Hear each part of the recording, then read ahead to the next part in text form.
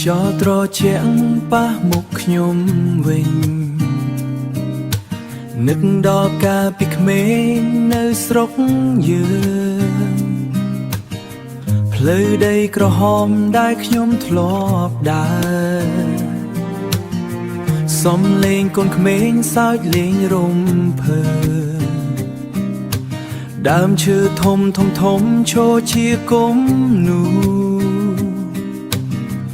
ចងចាំអតីតមិនអាចភ្លេចបាន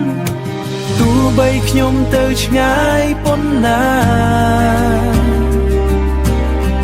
បែងដងនៅតែហៅឈ្មោះស្រុក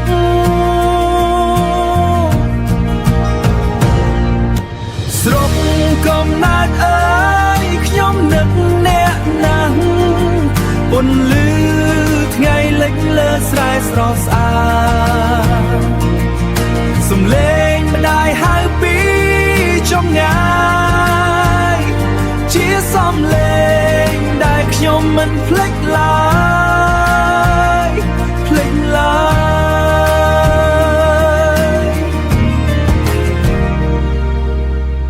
ទឹកទន្លេស្រង់បញ្ចាំងមេឃខៀវទឹកភ្នែកខ្ញុំហូរពេលនឹកឃើញទឹកភ្នែកខ្ញុំហូរពេលនឹកឃើ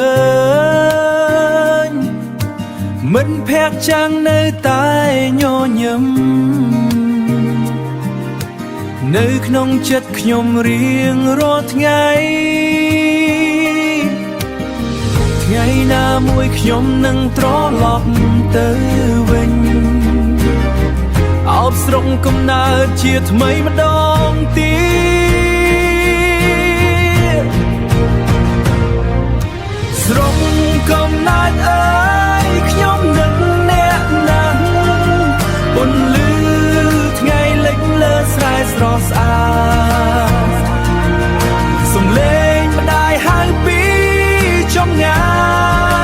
យជាសំឡេងដែលខ្ញុំមិនភ្លេចឡើយ